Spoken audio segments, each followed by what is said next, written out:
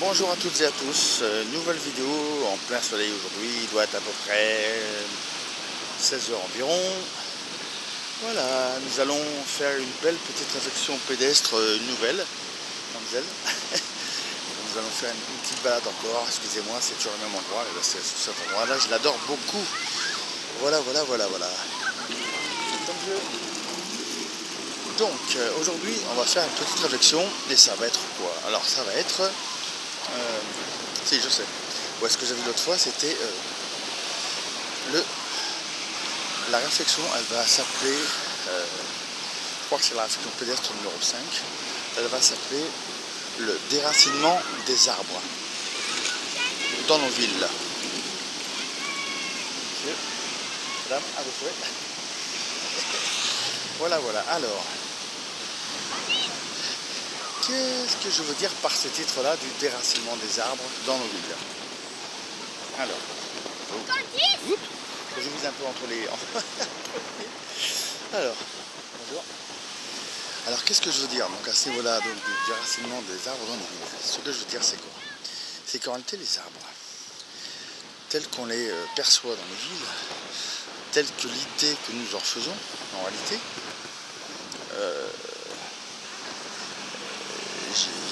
l'arbre lui-même fait partie de la création du créateur d'un des trois tiers, le végétal. Tout comme l'homme est l'animal, et tout comme la pierre est le minéral. D'accord, jusqu'à là tout va bien. Ce que je veux dire, c'est qu'on a tendance à considérer les animaux comme des biens meubles, et qu'ils n'ont pas d'émotion, alors que c'est tout l'inverse. Mais effectivement, il faut savoir que les arbres, donc le végétal, contrairement aux idées reçues, contrairement aux idées reçues, effectivement, l'arbre en lui-même est un être vivant. Il est doué de pensée, il est doué de réflexion, il est doué d'émotion. Il peut déprimer, il peut calculer, il peut se défendre, il peut transmettre l'information aussi via l'internet, son internet racinaire, c'est-à-dire que tous les réseaux que nous avons au niveau de l'internet, au niveau numérique, lui, les arbres, les végétaux, tout ce qui est, comment dirais-je, l'herbe, les fleurs, tout ça, hein, les arbres, tout ce qui existe, il y a des racines. Et ces racines sont constitutives de l'internet végétal. Voilà, de l'internet biologique. C'est-à-dire qu'elles communiquent justement par les racines. Elles sont capables de calculer la distance entre elles et une autre espèce. Elles sont capables aussi d'évaluer s'il y a une menace et de produire des molécules chimiques pour parer à cette menace. Ce qui est quand même très intéressant. Donc effectivement, pour des êtres dénoués de vie et dénoués d'émotions, on peut pas faire mieux. Hein. Donc voilà, ce qui se passe, c'est qu'en réalité les arbres, ils ont une façon ils ont un mode de vie différent d'une autre, puisqu'ils se nourrissent, ils se sustentent par la photosynthèse, ils tirent des rayons du soleil. Nous mangeons en détruisant, en tuant de la matière des animaux et aussi des végétaux, enfin bref, voilà. Donc eux, ils tirent ils tirent leur nourriture de la chose qui est ici, le soleil. Voilà. Donc partant de là, effectivement, on peut comprendre qu'il y a une légère différence entre les deux, bien que l'espèce humaine fait partie d'un des trois tiers, donc l'animal, et que les arbres, les végétaux font partie donc du deuxième tiers, suivant comment est-ce qu'on les classe, hein, mais au niveau donc, de la création du créateur. Partant de là, dans les villes, c'est comme pour finalement les êtres humains, finalement. C'est comme d'ailleurs pour les animaux, hein. Dans les chenilles par exemple, vous voyez bien que les chiens qui sont abandonnés sont tristes. De la même manière, les êtres humains qui sont seuls, ils n'ont pas la forme non plus. Et bien dites-vous bien aussi que au niveau justement de ces arbres, bonjour, c'est la même chose. Et oui, c'est justement ça la problématique, c'est qu'on ne fait pas attention à ce genre de paramètres. C'est-à-dire que les créateurs de parcs artificiels dans les villes, dans lesquels ils mettent toutes sortes d'espèces d'arbres, en réalité, il faut savoir que les arbres, bonjour, il faut savoir que les arbres se sentent seuls, effectivement. Et pour une raison simple, c'est qu'effectivement, ils sont doués, ils sont doués d'émotions comme l'être humain. Et malgré tout, on a tendance à à les éparpiller un peu n'importe comment, juste pour créer une sorte de paradis artificiel au niveau de l'esthétique dans les villes et villages. Donc effectivement, il faut savoir que les arbres qui ne sont pas dans une famille, c'est-à-dire qu'il n'y a pas plusieurs. S'il y a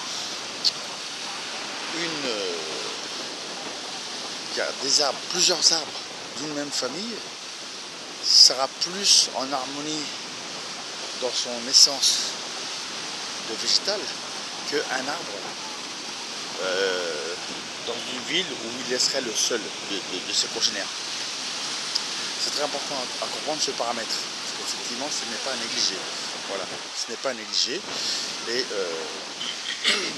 donc, quand on comprend effectivement ce paramètre-là, c'est-à-dire qu'un être vivant, à partir du moment où il est bien dans sa peau, il va être en forme, donc il ne sera pas sujet à des dérèglements organiques, donc il ne sera pas sujet à tomber malade. De la même manière, un arbre, si vous l'entretenez, si vous l'aimez, entre guillemets, il va être vigoureux.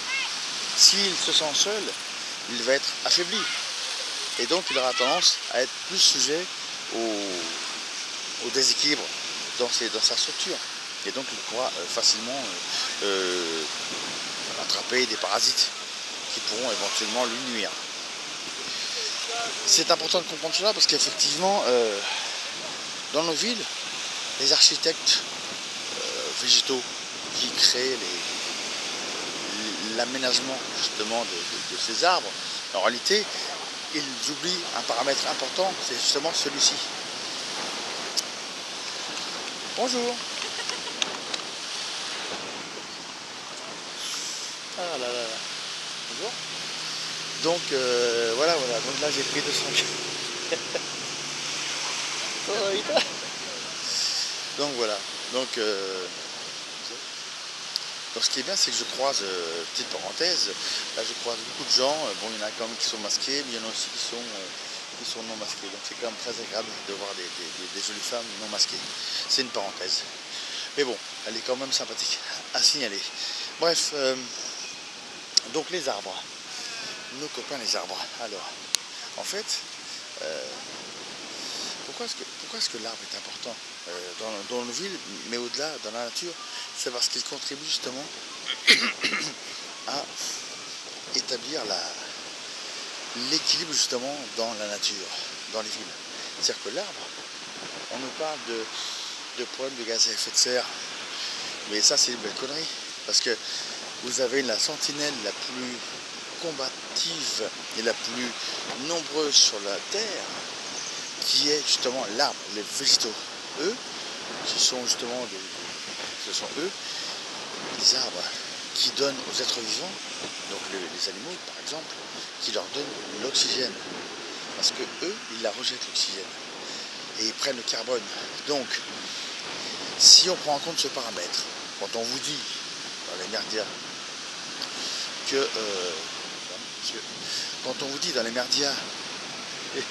y a un problème de gaz à effet de serre, dites-vous juste que c'est une connerie. C'est une connerie pour une seule raison, c'est qu'en réalité, le gaz à effet de serre,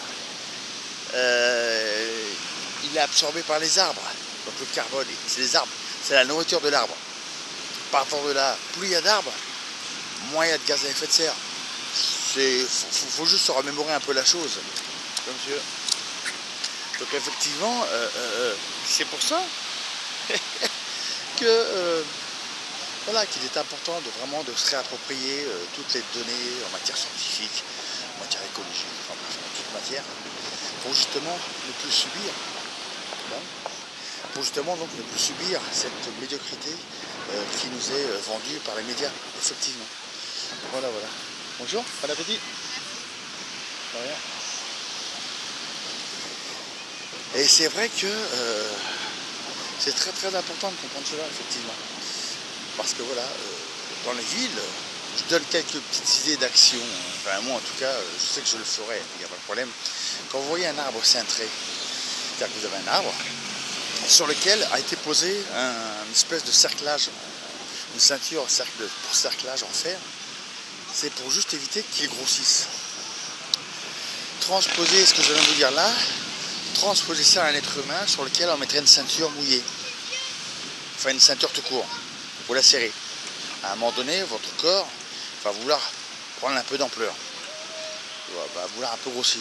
Mais il va être empêché de grossir puisqu'il va avoir un cerclage au niveau de cette ceinture. Partant de là, il va avoir une difficulté d'inspiration. C'est tout à fait logique. Ce que je veux dire, c'est qu'en réalité, l'arbre est dans le même cas. C'est-à-dire que ce qui se passe avec l'arbre, c'est qu'en réalité, l'arbre est empêché de grossir parce que, on va dire, entre guillemets, il dérange. Mais en réalité, il dérange qui? Il dérange personne.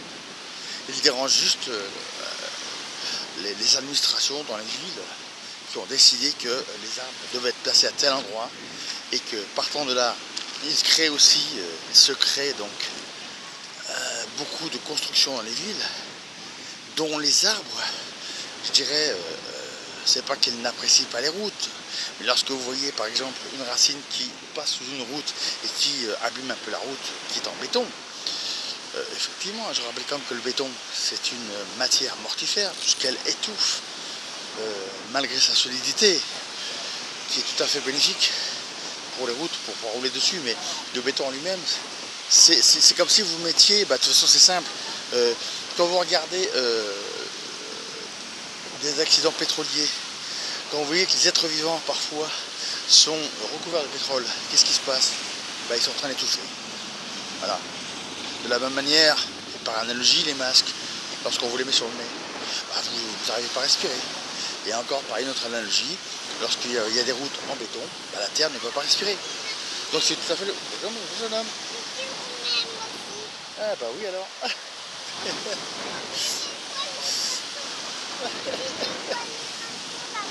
Moi je vais aller plus vite, hein. On a tous été petits, hein. Ah là là là.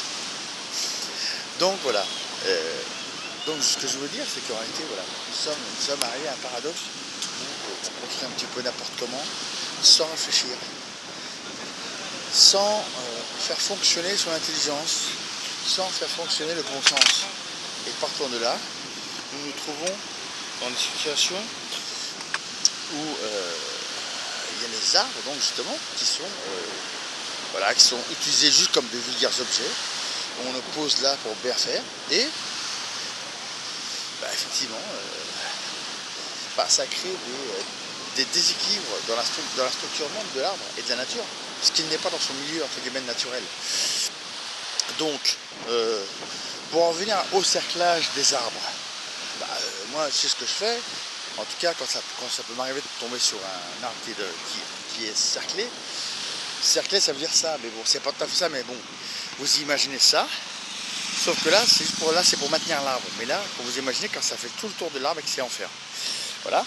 Donc moi, ce que je conseille vivement, c'est de couper ce cerclage. C'est-à-dire qu'on ne peut pas, empêcher un être vivant de grossir. Mais à un moment donné, s'il y a dans la nature des routes qui commencent à être un petit peu secouées, des routes en béton qui commencent à être secouées parce qu'il y a une racine qui passe en dessous, c'est pas que l'arbre détruit la route, c'est juste que la nature reprend son droit, reprend son espace vital sur un matériau mortifère. Voilà, il faut juste que vous compreniez ça. Et ça, c'est très important. Ça veut dire que, moi, si j'avais un message à lancer à ceux qui créent les emplacements végétaux dans les villes, je leur dirais, mais essayez, chers messieurs ou mesdames, de mettre un peu plus de cerveau dans vos créations. Et mettez-vous à la place de l'arbre ou de vous-même. Si vous êtes seul dans un lieu où il n'y a personne de votre famille, vous allez vous sentir pas très bien. eh ben, pensez aussi que l'arbre c'est la même chose. Donc partant de là, essayez de respecter la nature même de l'arbre. Essayez de respecter sa lignée. Essayez de respecter ce qu'il est. Et non pas de mettre, et non pas... Ah waouh, il y a des belles filles quand même, parenthèse. Mais et non pas donc de mettre des... Et non pas de penser au seul intérêt artificiel de répondre à une commande donc d'une mairie ou d'une séco ou d'un préfet qui vous demanderait de faire un aménagement un aménagement végétal dans un lieu urbain. Mais non. Il faut essayer de dépasser ce genre de manière de penser. C'est très important à comprendre. Voilà. Ça, c'était une première réflexion comme cela. Donc vous voyez, aujourd'hui, on dépasse un petit peu... habituellement, je faisais d'habitude, mais moi, je vous montre un peu comme ça, vous profitez un peu du soleil. Hein. Vous voyez, regardez, c'est beau. Hein. Voilà. Donc...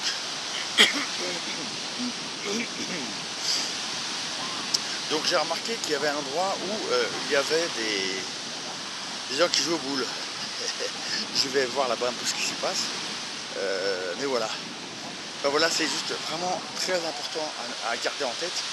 C'est que voilà, nous devons vraiment repenser notre mode de vie dans nos villes qui utilisent beaucoup trop de matériel mortifère. Alors qu'effectivement, si nous étions connectés au vivant, nous pourrions faire face à beaucoup plus de choses et la grande majorité des gens seraient en meilleure santé psychologique, physique et physiologique. Dites-vous bien que la nature artificielle de ce système pyramidal ne respecte pas la loi volumique, ne respecte pas la loi du créateur. Et c'est d'ailleurs pour cela que nous sommes sanctionnés par le créateur. Quand Jean-Noël nous disait dans une de ses vidéos, il leur montrait un extrait des 10 commandements de Cécile B. 2000 qui date de 1956, un des commandements c'est qui ne respecte pas la loi, je crois, périra par la loi. Demandez-vous de quelle loi parle-t-il. Simple, moi je pourrais vous faire un petit global, juste ce commandement-là il est très facile. Demandez-vous pourquoi est-ce que vous tombez malade. Demandons-nous pourquoi est-ce que l'être humain n'est pas éternel. Juste ça. Demandez-vous pourquoi les constructions de l'être humain ne durent pas ad vitam aeternam dans le temps. Il y a peut-être une raison. Et la raison, quelle est-elle? La raison, elle est que la loi du créateur, donc cette loi volumique, qui doit être en harmonie avec le vivant, avec lui-même et avec nous-mêmes, parce que nous sommes aussi, nous, une partie du créateur, et dans laquelle elle n'est pas respectée. Donc, la sanction, c'est quoi? La sanction, c'est la désagrégation organique, c'est la destruction psychologique, c'est le dysfonctionnement cellulaire, c'est l'ingérence de produits chimiques qui finalement nous détruisent. Bonjour. Donc, voilà. En réalité, juste ce commandement-là, il est appliqué depuis la nuit des temps. Ça, c'est un comportement de vache. Il y en a qui ont des grosses voitures, mais pas de cerveau. C'est pas grave. Bref, tout ça pour dire qu'effectivement, nous sommes donc sanctionnés, comme je le disais, depuis la nuit des temps, depuis ce commandement-là, parce que nous n'avons pas écouté. Nous avons continué à faire n'importe quoi, jusqu'à aujourd'hui, en 2021. Donc c'est tout à fait logique que nous soyons sanctionnés. Donc effectivement, nous avons beaucoup d'efforts à faire sur nous-mêmes pour changer notre mode de vie, notre relation avec l'environnement, notre relation avec nous-mêmes aussi. Nous ne sommes pas des robots. Nous ne sommes pas des merdes. Sauf que, comme nous traitons la matière du créateur, ça, par exemple, c'est créé par le créateur, la matière qui la compose, les éléments qui la composent, ça aussi, c'est créé par la matière est créée par le créateur. La route est créée aussi par le créateur, sa matière. Les voitures, c'est créé par le créateur. Nous-mêmes, cette main, c'est pareil. Ce qu'il y a dessus, le manteau, tout ça. tout ça, ce sont des créations du créateur, c'est-à-dire le minéral, le végétal et l'animal. Et lorsque l'on comprend ça,